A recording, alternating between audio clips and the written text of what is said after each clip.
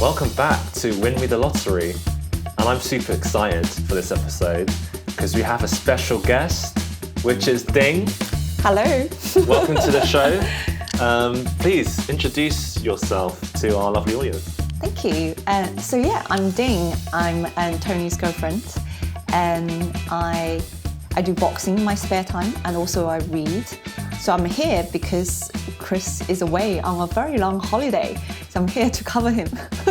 Yeah, and you're already such an improvement on Chris already. So I'm super impressed. Thank you. Chris is in an adventure in Asia, I believe. So he's going all over the place. So he's in Sounds nice. Malaysia and Borneo. I believe he's seen some orangutans. Oh wow.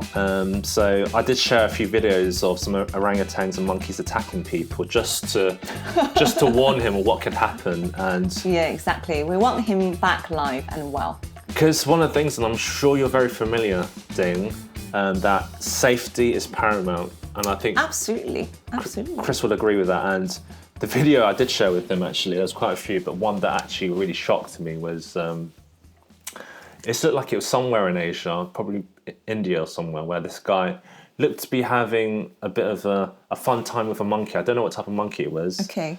Suddenly the monkey went a bit wild and it kind of jumped on his head. Oh, I don't want to hear this. And then, no, you got to hear it. No. He grabbed his scalp and he just pulled it, and then you see a strip of his scalp gone. I think someone just... Sorry. Okay. But this is the reality. These are the real dangers that are out there. So, just a warning for those. Just always be careful and, be prepared for what you get into with the wild, because these are wild creatures here, Ding. So you mentioned boxing, Ding, something that you're really into. And I think this is how we connected, didn't we? It's like I watch a lot of UFC, and you actually do the real physical fighting of some sort. You don't fight people, but you do actual boxing. So yeah, it's a form of exercise that I really enjoy. Yeah. I would recommend it to anyone. All the girls out there should try it. It's good fun. Yeah, and don't worry, guys. She doesn't take it out on me. You know, I am safe. Ding doesn't box me or anything like that, so it's completely fine. But yeah, I just wanted to just lightly touch on, because I'm excited about our topic of the week, and this was inspired by you, Ding. Yeah. Do you want to tell us what our topic of the week is? So we're going to talk about personality traits, the MBTI, also known as... Is it Myers-Briggs? Yes, test? Myers-Briggs. Yeah. Personality test. Woohoo! Yeah. So I guess it's about personality traits, like personality types. So I think this is super interesting. I think you find it a lot more interesting than me. Yeah. But one of the things that I've always come across is we meet people from all walks of life, especially through work, through, I don't know, socially. And the reason why I talk a lot more about work is sometimes, you are thrown in with people in the workplace that you might not necessarily get on with. Yeah, that's what I was looking after. Yeah. Oh no, looking out for. But you got different types of people that you have to work with, and the more we get to understand, I guess, their personality and how they like to work, or how do they respond in more effectively to certain types of communication, how it's been delivered, or certain ways of working. Maybe they require a way that is a bit more organised, or they don't care, and that type of thing. So, but do you know what's more important? Well, for me, go on. The personality trait is all about learning about myself. When you grow up, the more you learn about yourself, the better decision you'll make for yourself. 100%. Actually, I'm not sure if you actually mentioned, Ding, but what is your profession again, just to remind people? Oh, yes. So I work as a doctor under NHS. So, wow. So I've got some good stories, but maybe I shouldn't share it today. So you are that is quite an achievement. You are a doctor, and that's not easy. That is not easy. And more specifically, I don't know if you want to tell people what type of doctor you are, but you are a surgeon, I believe. Yes. So I'm a ear, nose and throat specialist. So it's basically half medicine and half surgery. It's a very cool job. If anyone wants to be a doctor, I would recommend that. Brilliant. I mean, what an achievement. Becoming a doctor. And I would say, you know what my greatest achievement is, Ding? To be with me? Oh my God, that's what I was going to say. My greatest achievement is to have a doctor as a girlfriend. I'm joking, that is to have you as my girlfriend, Ding. Perfect. I mean, off to a flying start, I would say. But yeah, I think before, we go into this week's lotto draw, a bit of a random question.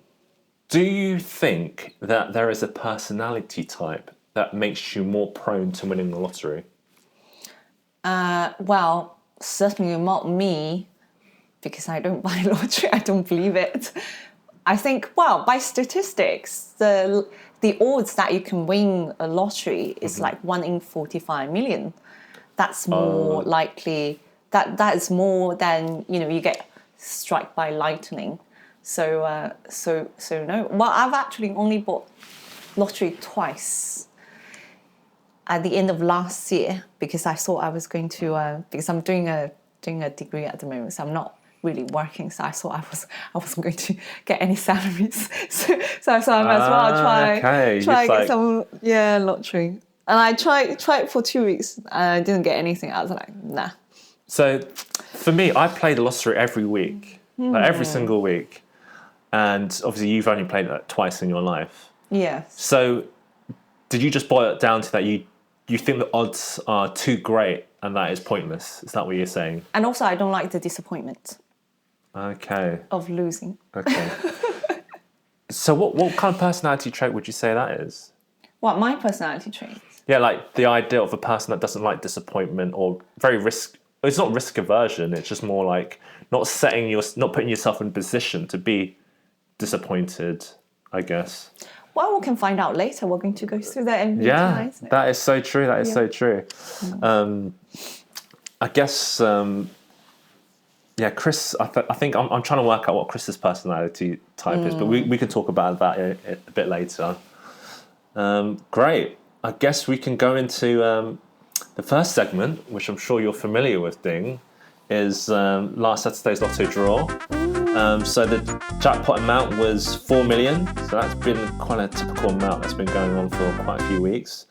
What were the winning numbers? So the winning numbers were 17, 26, 31, 33, 45, 48, and the bonus ball was 47. Machine name was Lancelot, and the ball set was number 2. Okay. So what were my numbers? So my numbers were 3, 5, 40, 47, 50, and 52. And unfortunately, we only matched one number, which was the bonus ball. Okay. So that's pretty much a similar situation that has been happening for the past few weeks. But hey, we're still having fun in regards to doing it. But yeah, in regards to... actually, I haven't checked about emails that have come in, but I did get a little message from Chris, and he did say he was in Borneo. And yeah, he actually sent me a video over on Instagram of seeing a load of kind of bats that are coming out of the caves. They were like flying all over the place. He looked like he's enjoying it. He's enjoying it, but it reminds me of Christian Bale. He reminded me of Christian Bale in I believe it's the first, not Dark Knight. It was Batman Begins. Okay. Yeah. So he's enjoying himself. He's really getting involved into wildlife. Orangutans, bats. Obviously, a few alcoholic cocktails along the way. But is it going to be a culture shock when he comes back to London? Be like, what? Back into a big city. I'm hoping, because he does travel quite a bit. I'm hoping that he will probably adapt quickly. Yeah, or a new appreciation for what he has in London, A very kind of stimulating desk job that he has, and he gets to kind of work with me. Being in the jungle and the wildlife, it's good to experience. I know, Ding, that you love experiencing nature, you love hiking, all that type of stuff. Yeah. And for those that don't know, obviously, when we go on holiday, you're a little bit more adventurous than me. I'm more of an all-inclusive. If I had if you were to agree to my kind of ideal holiday, it would be all-inclusive. It would be like hotel room to breakfast, to the pool, lounging around, and then lunch, and then lounging around, and then dinner, buffet, and then lounging around for like a whole week. Yeah, but I'm forcing you to go out with me to do some hikings. Yeah. I'm going to quote some things that you said while we were on holiday. Well, this is actually only in Bristol. We haven't even left the UK. There's one evening that we were just like walking up back home, and you were like, is this where I'm going to die? Or is this where I'm going to lose my kidney? Well, for those that don't know, I think Bristol, for those that don't know, is quite a hilly place. You know, it's quite steep. I mean, I think I got the same shock when we went to Lisbon, wasn't it? It's yeah. Because it's one of those things. I think I recommend Lisbon. People who haven't visited it, it's great. I just think on, say, Google Maps, when it says, you know, from here to there, it's like 5 or 10 minute walk. You've got to factor in a bit more because it's quite hilly and it kind of takes more out of you than the thing is, once you live there for a bit longer, you're kind of just used to it. Like it's not. Yeah, that's true. That is true. You'll acclimatise it to it. That is true. And I won't lie. I think after the Lisbon, even Bristol, I think I googled the flattest place on earth. Which is? I can't remember what it was. I think it was some desert somewhere in like the Middle East. But well, no, they actually something came up. I think it might have been Netherlands was quite flat. True. That's why there's like everyone cycles in Netherlands, probably. But obviously they respect all the cyclists there, which is very good. I've been to Amsterdam already, so. But hey, no, it's good. I just want to say, even on the podcast, that I enjoyed those trips, and I'm so glad you pushed me out of my comfort zone to experience those hills, those great views of hiking up those 300 steps in Greece, just to see, to feel the rays of the sun a lot closer to my skin, and that was quite an experience. That was great. Right. I think we can get straight into it. So we are into our topic of the week. So as you said, Ding, our topic of the week is personality types. So we talked about Myers-Briggs, and I remember doing it many years back. I can't remember when I did it. Was it in one of the maybe the earlier workplaces that I worked in? We kind of did it, but I was like, I can't remember what was the result. So I actually did it again recently, just for the podcast, just see, okay, let's just see what it spits out based on the various questions that I had to kind of answer. And it was all multiple choice, wasn't it? It's based on a bit of a scale. And I think it's important for those who want to do this kind of 16 personalities test, the Myers-Briggs test, that when you do engage in doing it, that you actually try to be honest, like really, really honest on what the answers are. But I find those tests really difficult. Yeah. So I know my personality traits, well, my MBTI traits without doing those questionnaires. Because first of all, if you go on any of the websites, if you do those questions for like a good 20 minutes, towards the end they ask you to put in your email because they don't give you the answer until you put in an email, which is really annoying. And I do not want to give out my email address just to random people on the website. You need to burn an email address. So, no. And then also some of the answers, I feel like I can be both. It's very difficult. Obviously, you've got different personas. You've got your work personas, which might be different, very different from your daily life underlying persona. And also, we talk about that this is like a spectrum rather than, trying to put people into different boxes. So I basically I have learned what those sort of numbers or those alphabet means in the MBTI. Okay. Yeah. So I can explain, what they are, and then you would know about your own personality traits without doing all those how many questions there are. So yeah. Yeah, I think you make a very good point. I think with these tests, and when I talk about trying to be really honest with answering them, is that you might be having an idealized version of yourself that you're trying to kind of be influenced by in terms of how you answer it, or you might be saying like, this is how I feel right in this moment, that it's gonna influence what is the result that I choose to select. But actually, I'm just trying to bring up my actual notes in terms of like what actually came out, because I realised it's actually on the phone that I've saved it in. We can do it together. You don't need to. Oh, here it goes. Actually, Okay. the notes are coming through. But yeah, no, I found it in a way interesting, because I think it was kind of similar to what I got the very first time that I had it. And if I just kind of... And also people change as well. People progress. It's so true. And, oh yeah, here we go.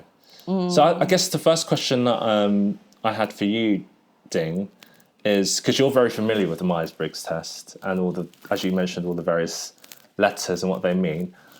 What do you think I am and why? Okay.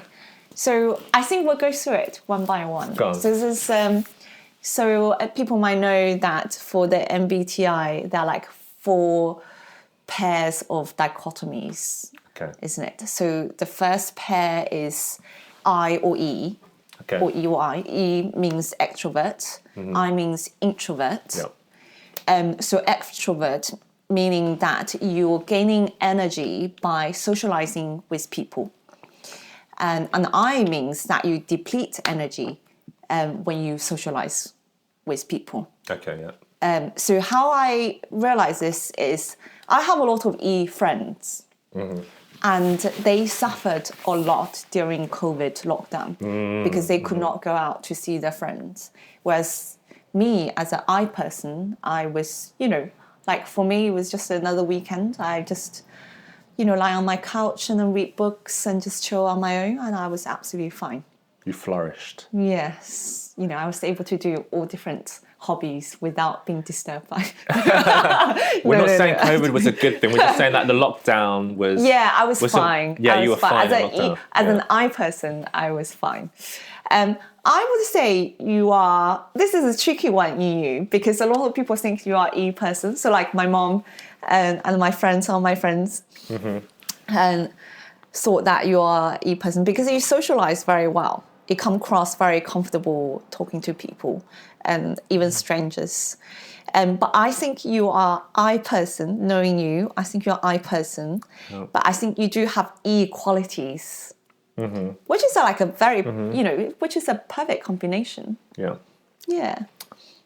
What do you think? So I've got news for you, Ding, that you are wrong and that I can't be put in a box. That's the answer. I'm just kidding. Funny enough, I actually agree with you. I generally think that I am an introvert. Definitely more so when I was young, even a few years back, or when I was a lot younger, I'm definitely introverted. And I think it comes back to what you said earlier, was the idea of energy. Where do you get your energy from? And people will see these types of people in their daily lives. The extroverts, like, they get their energy from being around people, for sure. They're galvanized. They love it. They have to be around people. That that's how they become. Actually, that's how they feel alive. That's what I was trying to say. And where for me, it's like I actually do need my alone time, my me time to just to, like you said, regenerate, recuperate, recharge. But yeah, if I just go through the tests of the Myers-Briggs, it came out. I am a protagonist, which sounds kind of cool because that's like main character, isn't it? And it's got like a picture of a man with a sword. So I'm like, yeah, I'll have that. But the actual, I guess the letters is ENFJT. So as you said, you're 67% extrovert. Extroverted. Yeah, and I'm not sure if I 100% agree with this because it says 67% extroverted. It says extroverted individuals readily enjoy group activities and value social interactions, which I guess so. I do agree. They tend to be outwardly enthusiastic and express their excitement to a certain degree. Okay. Yeah. So, okay, the second letter you said you are N, isn't it? E-N. Yeah. So, Yeah. so the second pair of dichotomy is either between N, which is intuition, Yeah. and also S, which is sensing. Okay. This is, I think, I find this pair is a little bit difficult to understand, but it's how you perceive the world, how you perceive information. So by sensing, obviously, people who are S type, they perceive, so they use all their senses to understand, new information. They use it, they read them, they touch them or taste them, use their senses. Whereas M person intuition, you use your intuition, you look at the bigger pictures. You're not worried about the fine details. Okay. And these sort of person are a bit more imaginative, a bit more creative. N. Yeah. M or N? N, Oh, intuition, N. yeah. Oh, N. Whereas S people are like very good at looking at fine details. I find a lot of men, especially when they try to choose electronics, Yeah. their S personality come across because they're looking at, The specs. Yeah. Whereas women, when it comes to buying those things, feel like, oh, the feedback, some general feedback tend to be good, or this come up in the ad. I like the colour. I like the colour. I like the Okay. shape. That's more of an intuition. Okay. Yeah. So I'm just looking at. So I don't see. So I'm an N. E-N. Yeah. So I'm an N person. Yeah. So that's good because That's creative. Yeah, creative. How come this doesn't come up in the test? It doesn't say anything about N. It's got an Yeah, I. it's in intuition. Oh, N is the I. It's a in N. Is a N for the intuition. Okay, so it goes. So it says, I'm 70% intuitive. Intuitive individuals are very imaginative, open-minded and curious. Okay. They value originality and focus on hidden meanings and distant possibilities. I think I'm definitely that's there. you. Okay. And you are the third pair of dichotomy is either feeling. I think the T is probably logic. Am I right? And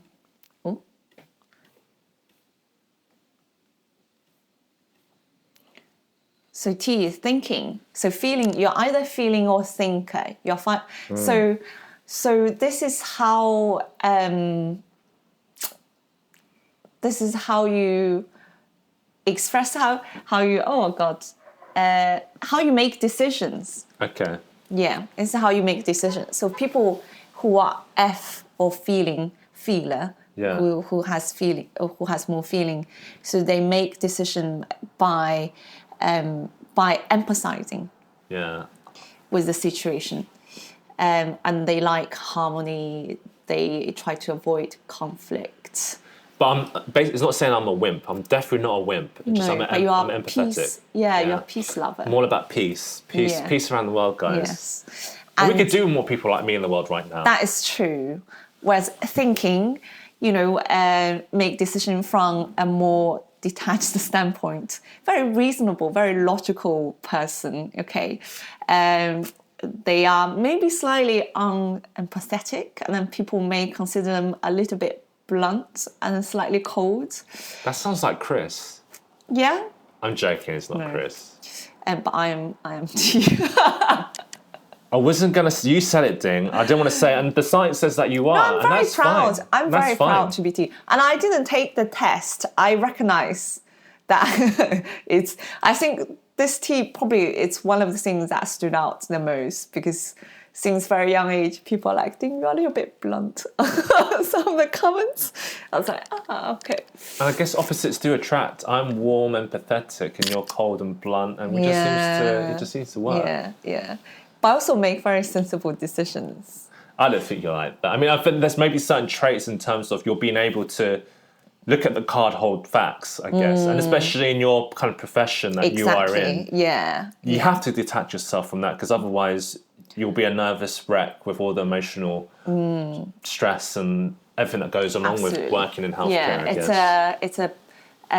It's a professional hazard, isn't it? It's Okay, So I'm a feeling person. you're So a feeling person. So individuals value emotional expression and sensitivity. They place a lot of importance on empathy, 100%, social harmony and cooperation. Yeah, It's all about harmony for me. Yeah, the reason I know, exactly. The reason I know that you are Yeah. feeling person is because you love harmony. You don't like conflict. Yeah. So yeah, whereas I don't mind that much. Like I Yeah. feel like sometimes I need to. You happily go to war and stuff, you know. No, I want to make sure that that my view and that I can express my view. That's important for me. I don't care that how other people feel that much. Obviously, I don't try to hurt other people. Yeah. But I need to let people know that You this just is, say how it is. Yeah, Just exactly. say it how it is. Yeah, but this is quite good because people know where they stand with me. They know whether I'm happy or not. Yeah, just as I will Come repeat, to the point. Yeah. I will repeat kind of Chris's quote here that he always says, like, let's cut the crap. Yes. Let's cut the crap. What is it? Exactly. Get to the point. Get to the Get point. to the point. I'm 60% judging.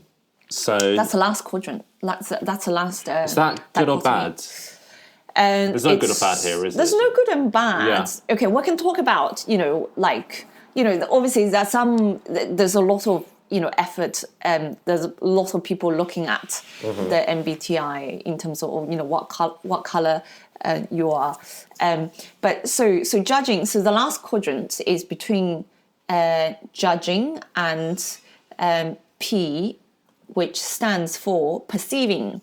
So these are how you approach the outside world. Okay. So judging, that means you make formal decisions, that you are very structured the way you live your life. Okay. Whereas perceiving, P, is more like people who would be a bit more spontaneous, who doesn't like changes. They adapt to new environment very quick. So simple example, so judging is that, if you have a friend visiting you, say like next Saturday, you probably would, make plan hour by hour, roughly, this week, just to plan for what's going to happen next week. Whereas a P person will be slightly more relaxed. They might make the plan the day before or even just on the day. They might just say, oh, actually, just come to this area because there's plenty of things to do. So we don't need to make like a rigid plan. We can just see how we feel and then can try different things. Play it by ear, as they say. Yes. So, I think there's some other examples of me being a J, right? When we talk about very much. Like, tell everyone, like... The holiday stuff. The holiday stuff, yeah. So, I'm sure people would agree, our listeners would agree, that, for example, Lisbon, you wanted to go to all these various different sites. You're like, we can go here. Yeah, that's what we decided on the day. It was zigzagging all over the place. So we would go here and then walk back on ourselves and then come here and then different times. Oh, no, I disagree. I think I had a logic behind that. No. So what I did, what I did was that I was like, no, let's work this out logically. If we start at one point, why not make a loop and we can work out all the various different points in order. So we're not wasting energy going to zigzagging to different places. We're actually making a nice loop, and we actually work out like it makes sense to go here, then here, then lunch, and then here. So it's just like a relaxing day in terms of journeying. So efficiency. it's yes, and then the other. This is not the extreme example that I was thinking. Yeah, it's planning my outfits, isn't it? Not even that. Like. It's about how early you arrive at the airport or train station before we depart. Yeah. Yeah. Like I arrive half an hour like a normal person. Okay, a normal person who arrive at the train station. But what if you had a delay? 30. What if you had a delay on the train? Like what delay on the train? Do you think London transport doesn't have delays? Well, if there's a delay, that's going to be the train, delaying departing. So Okay. by arriving up now early, You're actually quite. So far you haven't been bitten yet, right? You've never missed a flight. You haven't missed a flight yet. no. Okay, you're lucky so far. But they do recommend that you get to the airport 3 hours before your flight. Yeah, airport, I arrive, roughly. your flight? Yeah. Okay. But train, you arrive at train stations 3 hours before it departs. What do you mean? Like, Yeah, so remember the time when we traveled back to Bristol, Yeah. that you were, like, I think the train we booked was like 11 o'clock or something like Yeah. that. You were by the train station at 9 o'clock or something like that. Oh, wasn't that? Why not have breakfast and and enjoy the scenery of the station? And I'm already there. There's nothing to see in the train station. I could have a pasty, and then you'll get hungry. Why not have a wasabi that's there? People watch. It's not every day I go to Bristol. Okay. No, but you're right. I do like to get things Yeah. just in case. Anything can happen. Yeah, which I actually appreciate. I think Yeah. it's quite of a cute feature that you always arrive early. Like last week when we went out for lunch with my mum, you arrived like an hour early. Yeah, and you know what? I spent that time. Well, I went to Selfridges Food Hall, which I haven't been to look around, and then I went to Marks and Spencer's to try on a blazer. So I made very good use of the time. Okay. And I walked around the surrounding area, so I'm familiar with it for future. What do you think future I self. am? What personality type? Yeah, for this. Do you think I'm a J person or a P person? I forget what they mean. You're definitely not J. You're P. You're more Why spontaneous. why would I be P? Because there are cases where you kind of a little bit more, not disorganized, but your attention to detail with things that you deem not really that important can be lacking. For example, you book, it's a chain restaurant of some sort, but you book at the wrong location. You've done that quite a few times, which is fine. I've done that before. Yeah. So I don't think that is That was just for something. your birthday as well. Yeah. So I don't think that's a people. I don't think you're at a degree of planning each step. Where for me, like you're right for the itinerary, I do hour by hour just so I can just work it out. But also, some people actually laugh at me at work because I plan my outfits each day. Yeah, I don't do that. And I'm not a fashion person. I'm just saying that it makes it easy if I know what I'm going to wear each day. So you know what to pack, and I don't need to think because I know that. If there's certain days where it's more of a pool day, then you dress accordingly. If you're going to the desert, then you dress accordingly. So why not work that out in advance? Okay. Well, I think I can't be put in the box. I think I am a J person when it comes to work, but maybe my underlying persona, I'm a bit more P, more spontaneous.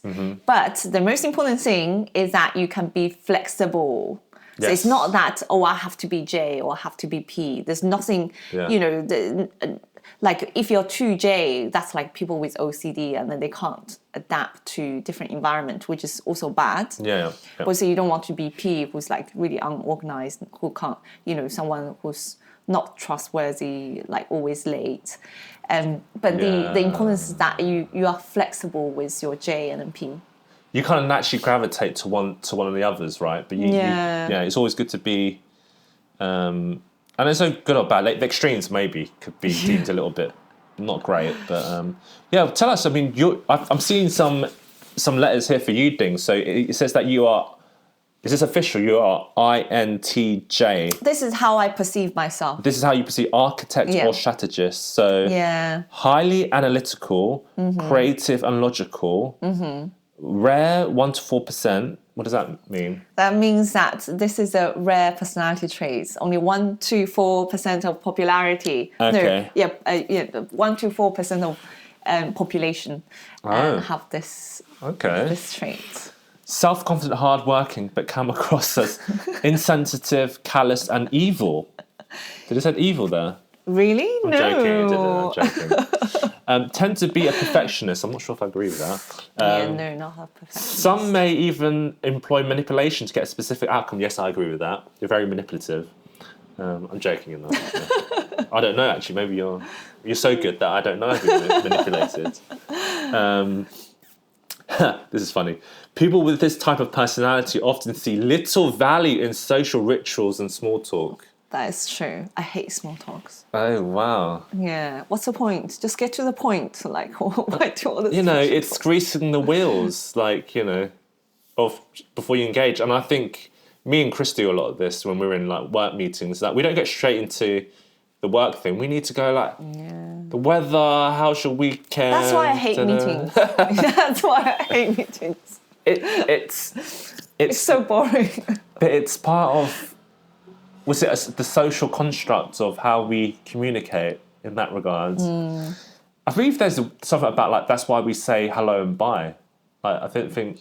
Yeah, small amounts is fine. Yeah. Okay. Other people may interpret INTJ as cool, aloof, and disinterested, which can make forming new friendships with them challenging.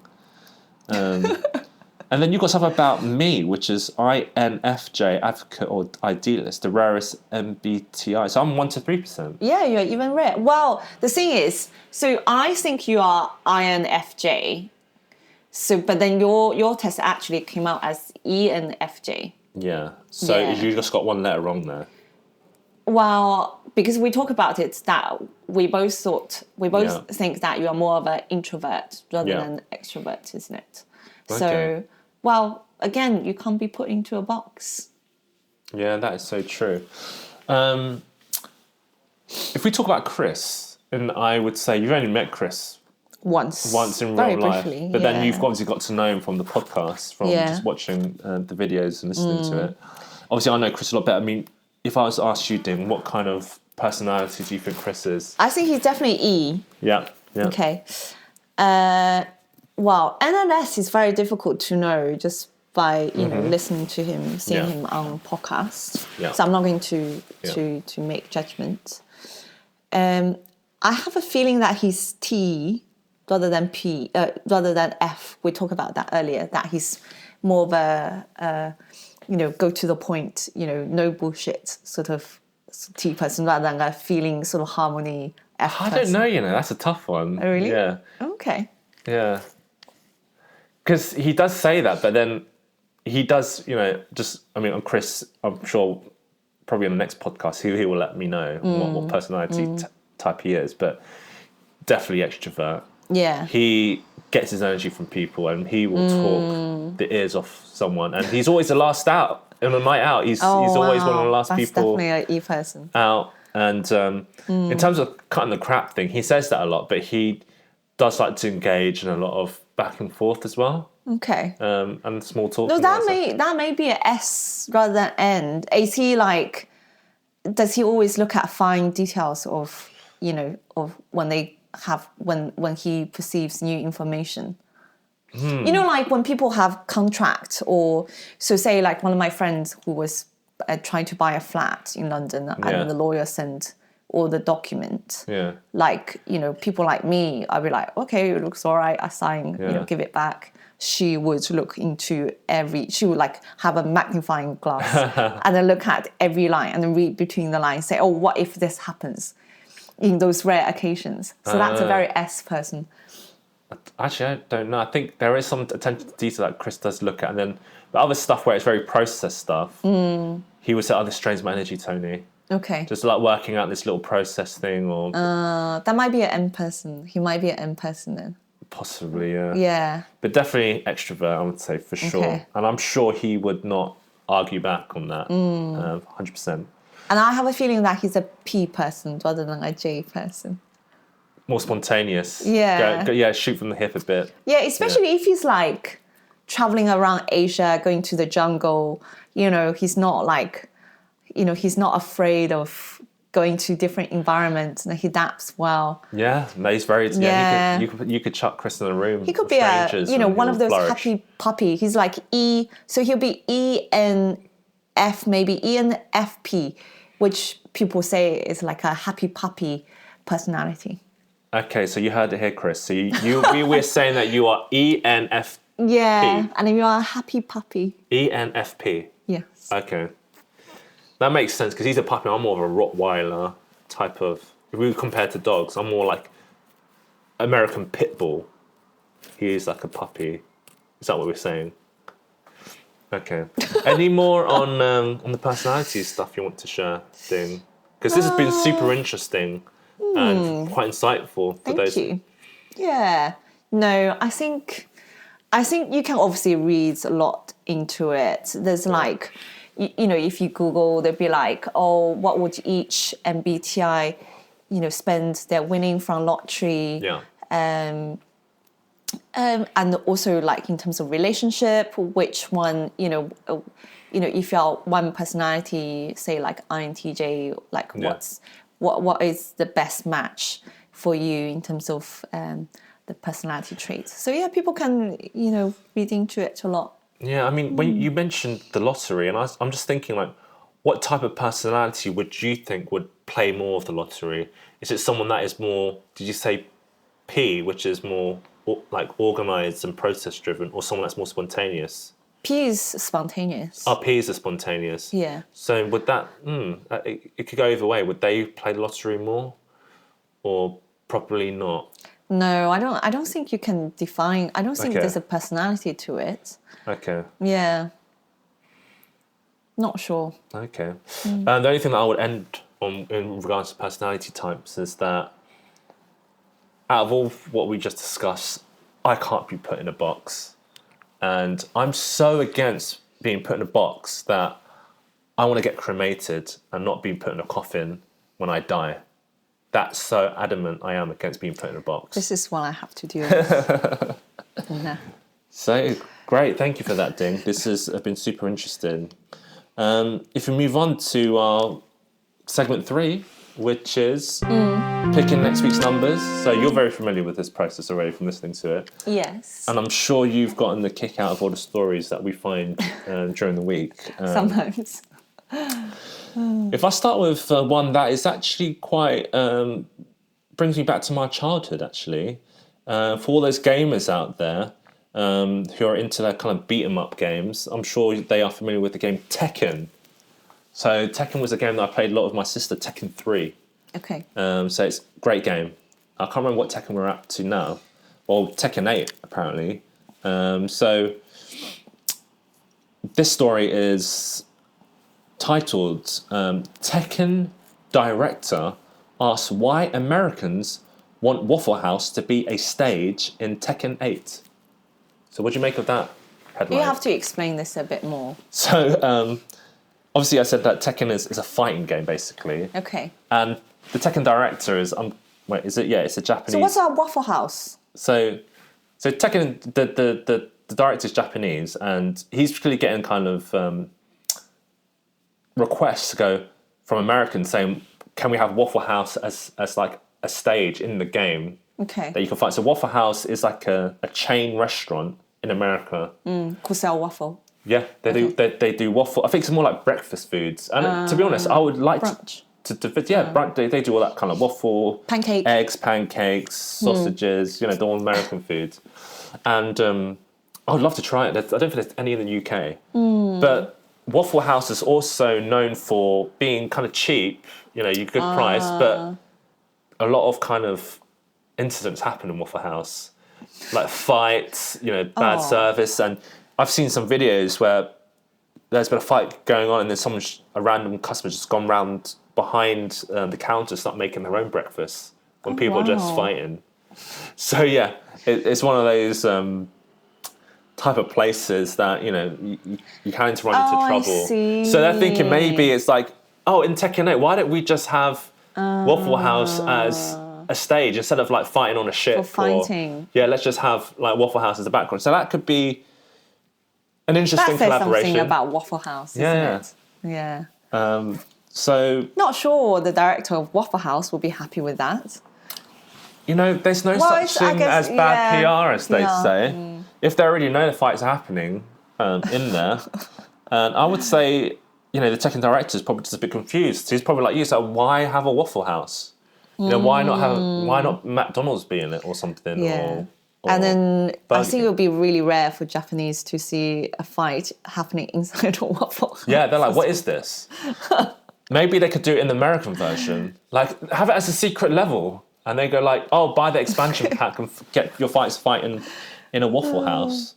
So yeah, I thought that's interesting. What number did you choose then? So 8 for Tekken 8. Fine. So Even though I played 5 and 6, and Tekken 3 always has a warm place in my heart because that was the one that I played in the arcade a lot growing up. Great. If we move on to the next one, so staying along the themes of Japan. So this one, the title is, I actually found this on the Guardian website, and it says that everyone in Japan will be called Sato by 2531 unless marriage law changed, says Professor. So what do you make of that? Sato is a Japanese surname. Yeah. It's like the Smiths of Christian surname. Oh wow. Okay, so super popular. Super popular. So you've been to Japan before, right? Did you meet a lot of Satos or? No, because I've got some family in Japan, so yeah, I didn't explore. Yeah, it's like, is your name Sato? I just want to know. But yeah, just to clarify this. So the article goes on to say that Japanese citizens will all have the same family name in 500 years' time. So this is what they believe. And this is due to married couples having the same surname. I think they take it from the husband. So they're not permitted to use separate surnames. And a new study has suggested that's part of a campaign to update a civil code that dates back to the 1800s. So, I don't think... What are the implications of everyone having the same surname? What, like, you don't know if you're... Is it ancestral or something? No, I guess... It's just boring, I guess. Yeah, it's just boring. Yeah. Like, how do you differentiate people? Because in those society, you call them by their surname as well. You don't call them by their first name. And we'll be like, Sato, Sato, Yeah. Sato. Yeah. It's like Mr. Park or Mr. Kim in Korea as well. Dear me. So it's almost like, because Japan is quite a homogenous society anyway, that it become even more homogenous if everyone's called Sato. Exactly, yeah. So I guess with this story, I chose the number 31 because it says 2531. The year. Yeah, the year. So quite interesting that it looked at that. So maybe it's a simple amendment, really. Just go, guys, let's just go with the woman's name. Yeah. Why not? Go with the opposite. Yeah, let's just, I guess honour is quite a big thing over there. Is that against the code? And I don't know. That's always been how it is. I think, I need to Google this, but I'm pretty sure that I had a Filipino friend that they said that they take the mother's name in the family. I'll need to Google that at some point. So that's Japan. And I guess this is... I don't know where I'm getting these stories from, but I'm still staying in Asia here, Dean. I guess we've got the Asian theme going on this episode. Where all the quirky news come from. Unlike the UK, everything is doom and gloom. You said it. You said it. I mean, that is the reality at times. So this one, actually, I probably dug back, and I must be scraping the barrel here, but this is actually something to do with April Fools, which is a while back. And the title of this one is Prank Gone Wrong. Man acts on takoyaki store's April Fool's post, tattoos logo on forehead. So I believe this is somewhere in the Philippines, I believe, is where it's based. So, okay, get this. This guy's a bit wild to do this anyway. So this store has put on an April Fool's post saying, like, if you tattoo our logo on your forehead, you're going to get some free stuff. So the store name is Takoyaki? Well, it's a takoyaki store. So a local I don't even know what a takoyaki is. Is that the food? Probably, I Yeah, guess. so it's named Taragis. So that's the name of the store. And then they put on the April Fool's post going like, hey guys, hey customers, if you tattoo our brand on your forehead, you'll get some free stuff. And this poor soul has gone in and gone, all right then, I'll tattoo your brand on my forehead. And then they've turned around and going, oh dear, that was just an April Fool's post. And he's like, what? So I'm not going to get my free crap. And look, he's actually done it. Look, here's There's something wrong with that person, to be honest. Oh, takoyaki, by the way, it's like a Japanese...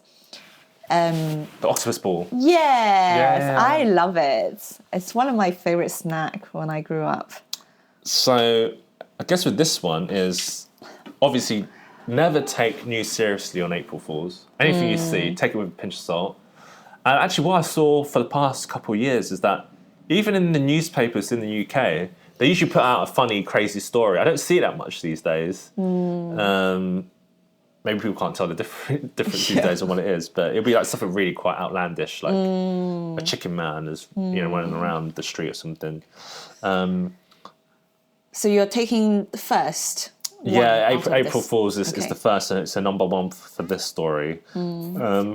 Hopefully, that doesn't. I mean, him to do that, it's going to affect your job prospects. I know in Asia, it's like if you got a tattoo on your face, unless you're a gangster. No, you won't get a job. In Japan, if you have tattoo anywhere, if you want to be a sushi chef, that's not allowed, and you can't go to a bathhouse. But that's if they can see it, right? If I don't know the exact rules, but yeah, I've heard rumours. It's quite strict. It's really looked down upon. Because I wouldn't be able to work in Japan because I've got that big dragon tattoo on my back. So maybe they think I'm Yakuza or something, right? Yeah. Sure.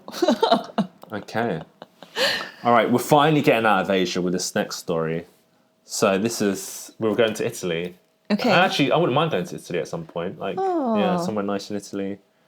But this story, I saw on CNN, and it's titled Italian Island Overrun by Goats is Offering Them Free to Anyone who can catch them. Oh, wow.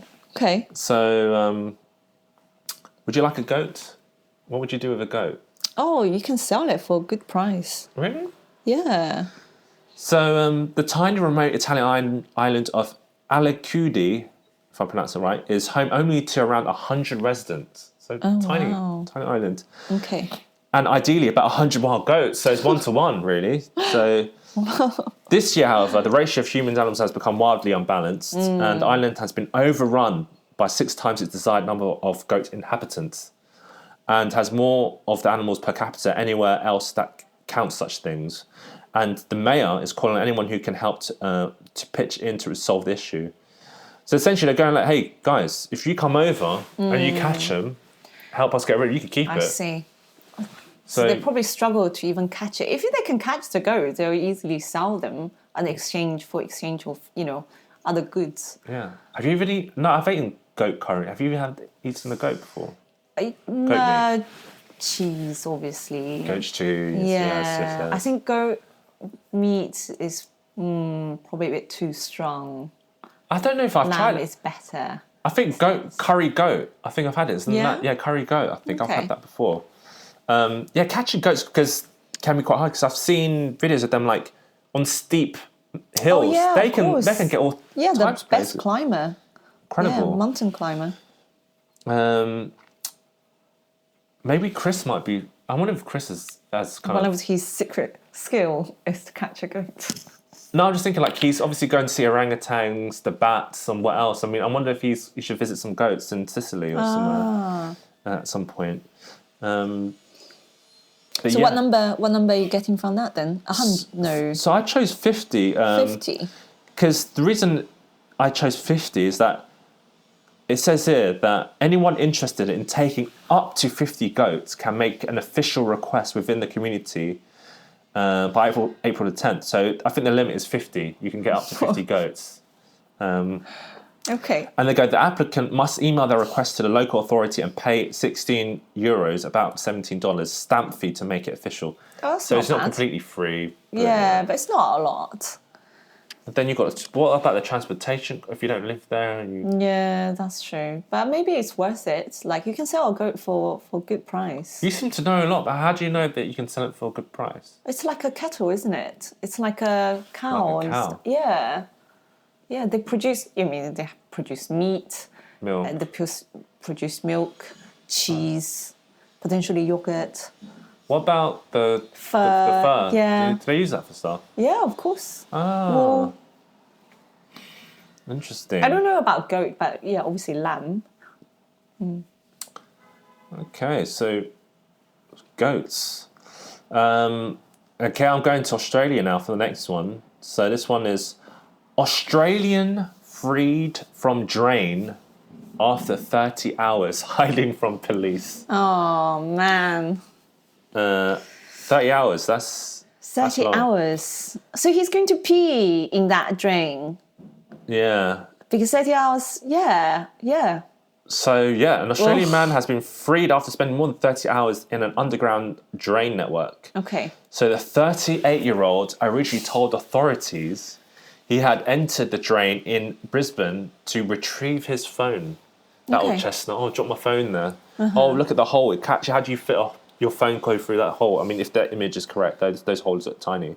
But Queensland police said he had fled there after his car crashed into one of their vehicles on Sunday. So he's done a hit and run with police, trying to hide in a drain. He said, "No, I dropped my phone, officer. Sorry, that's why I'm there." How did they find him? So the man was rescued after a passerby phoned authorities to report that someone was stuck underground. He was treated for abrasions and hypothermia. Oh, gosh. How do you get hypothermia? It's just cold from the cold. I guess. Depends on the weather, isn't it? In Australia. So does that mean he couldn't get out then? So he it's not like he was deliberately hiding for 30 hours. It's probably that he went down to hide, but then got stuck. Yeah. Yeah. It sounds like it. And then local media reported the man had been in knee-deep water. Oh, that's where he got hypothermia. Knee-deep water before firefighters lifted the drain lid, allowing him to climb out. The rescue effort took about 5 minutes. A Queensland Fire and Emergency Services spokesperson told the BBC. Local resident James Lingwood, who made the call to authorities, told the Courier Mail newspaper that he first encountered the man on Sunday after hearing a voice sort of yelling. So he's like, you know what, I need help. I can't get out of here by myself. But the good news is he seemed to be okay. He said he could get out. And he said he could get out where he got in, so I just left him alone. By Monday, though, when he returned to the same spot, he decided to act after hearing heavy breathing, indicating someone was distressed. But yeah, on Tuesday, police said that the man had been driving in a suspicious car that had reversed and struck a police vehicle on Sunday, causing damage to both cars. No police officers were injured. My only question is that, okay, if you hit a police car by accident, right, and I'm not a driver, you're a driver, why would you run away? You'd be like, sorry, police officer, I'm so sorry. You've only got to run away if you've got a bit of a background. You've got they suffer said time. that the car is suspicious. That the car he was... So he probably stole that car. Yeah, so he is a criminal. So you in a way... So you're picking the number of 30 then? 30 indeed. That is the number. Right. The last news? Is that yes, the last this news? is the last one. Yeah, this is the last story. So, where is this from again? I think this is America. And this is actually medical related. Okay. So, okay. So, this is called Fredericktown Veterinarian. Oh, this is actually a bit of a joke.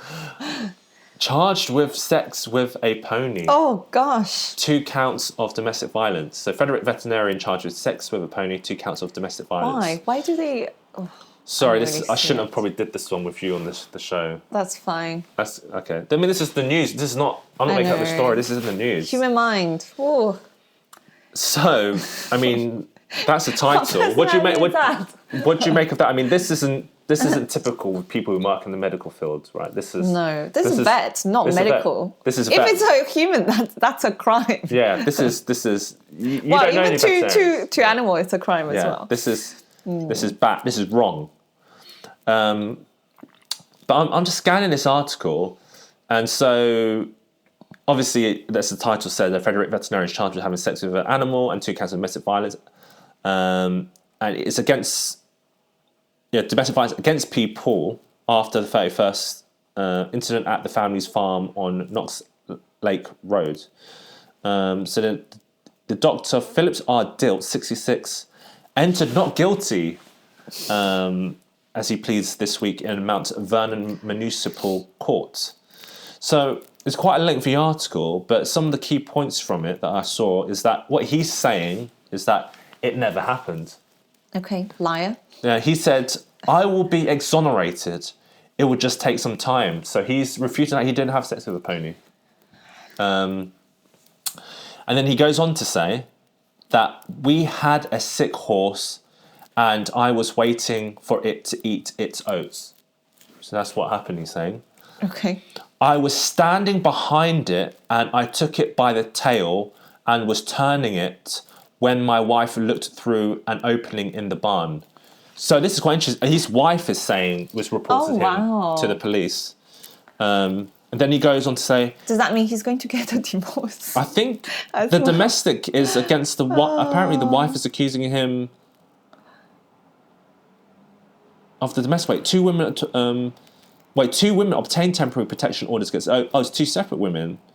But the wife is definitely reporting him about the sex with a horse thing. And then he goes on to say, and I quote, if I had effed a horse, I would shoot myself in the head, he said. So that's quite a bold statement to say. So I think I believe him. He's saying that if he did have sex with a horse, he would shoot himself in the head. This is like Oscar Pistorius again. You know, almost like that. Which side do you believe? Do you believe that he shot his girlfriend on purpose, or do you think that's an accident? Well, if he said that if he did shoot his girlfriend and if he did do that, then he would shoot himself in the head, then maybe I might actually believe him more now. Like this fine gentleman. That's why you are F person, not an anti person. Because, I mean, I'm sure Chris would agree with me. He says, look, if I did fuck a horse, I would shoot myself in the head. Did you not see Traitor? Of course he would say that, wouldn't he? So I think the number I chose here is for 2 because of the 2 counts of domestic violence, which I think is overshadowed by the sex with a horse type of thing, which seems to stand out in this article. So those are the numbers for this week. So if I recap them in numerical order. So it's the number 1, 2, 8, 30, 31, and 50. So how do you kind of feel about those numbers then? Do you think those are going to be the winning numbers? Well, you know, I'm not into lottery. All I can say is good luck. Good luck. Okay. I mean, those are numbers I will be buying for this Saturday's draw. And I guess we'll have to stay tuned for next episode to see if we have one. But I'm just curious, Sting. I mean, how have you found your time on the show, on the podcast? Yeah, I think, you know, I can definitely come back as a... 100%. We would love to have you back, special guest. And, yeah, we'll see. Maybe we'll get some feedback from Chris. To see Chris, yeah. He is very critical in general. I mean, he's very critical of himself. You know, he sets very high standards, but I'm sure... What could he critique about you, Ding? Yeah, exactly. You are, you know, a doctor. You've reached the highest levels. I'm a good listener. You are a good listener, and it's been fantastic to have you on the show, Ding. Thank you. And we look forward to having you in future shows to come. Any parting words to our listeners before the next time you're on? You should know your own MBTI. You don't need to do the test. But just to know, you know, you can find out who you are just by learning a little bit about what these letters stand for, and then you'll make better decisions for yourself.